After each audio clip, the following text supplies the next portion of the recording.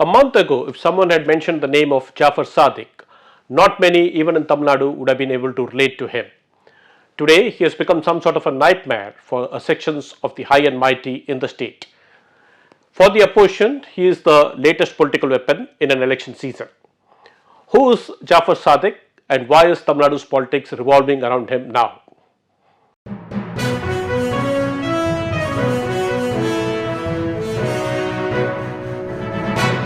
Vanakkam, this is T. Suresh Kumar and thank you for joining me in this episode of the Hindu Focus Tamil Nadu. Today, let's examine one of the most sensational cases of drug trafficking in Tamil Nadu, the money trail associated with it and the political controversy surrounding it. Now, who is Jaffer Sadiq? Sadiq is a little known film producer who was not known outside of his very close circles. But some months ago, the Narcotics Control Board in Delhi says that it received a tip-off from the New Zealand Customs and Australian police about large shipments of pseudoephedrine being sent to those countries in the cover of food grade drugs. The NCB also received a tip-off from the United States Drug Enforcement Administration saying that the likely origin of this consignment could be New Delhi. Pseudoephedrine is essentially a precursor chemical that is used to manufacture meth, one of the drugs that's in huge demand in the international market and one of the most expensive drugs as well. The NCB says that in mid-February, it managed to raid a godown where these consignments were stored and it arrested 3 persons, all of them belonging to Tamil Nadu. These drug operatives had apparently told the NCB that Sadiq was the mastermind of this whole drug cartel. Now the NCB has taken Sadiq into its custody and it has declared that he is the mastermind behind an international drug racket and cartel that extends or whose networks extend to New Zealand, Australia and Malaysia.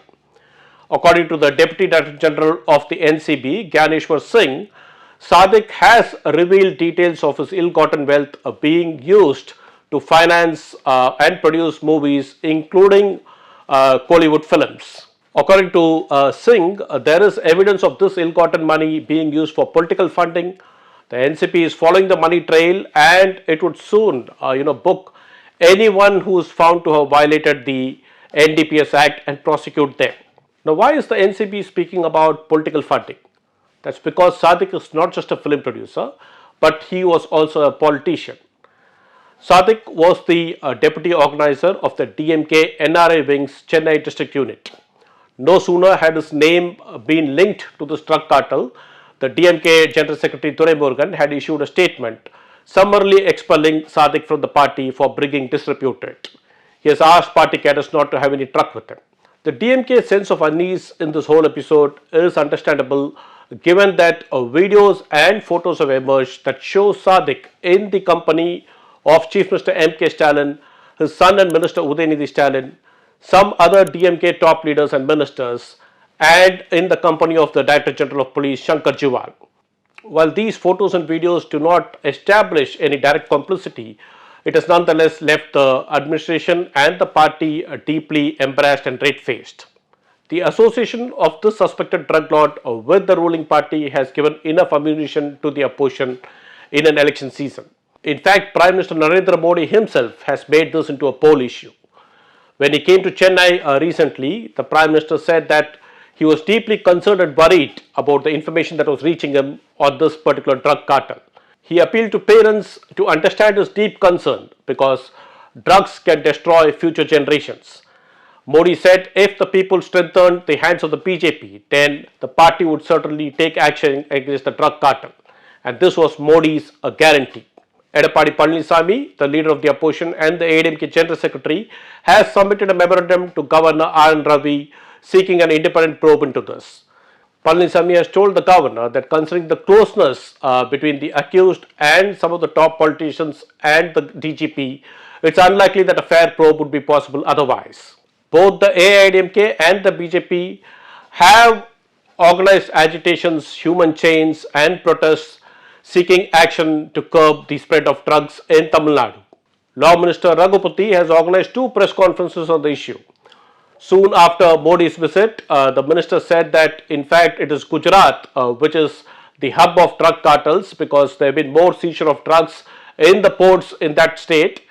And he also said that there have been several BJP party functionaries who held various posts in the party who have been arrested in Tamil Nadu in connection with drug trade. Following Sadiq's arrest and the press conference by Jaffer Singh, the law minister has accused the BJP of using the NCB to defame and intimidate the DMK. He has said that Singh had gone to the media before the completion of investigation of the case only to provide political mileage to the BJP in an election season.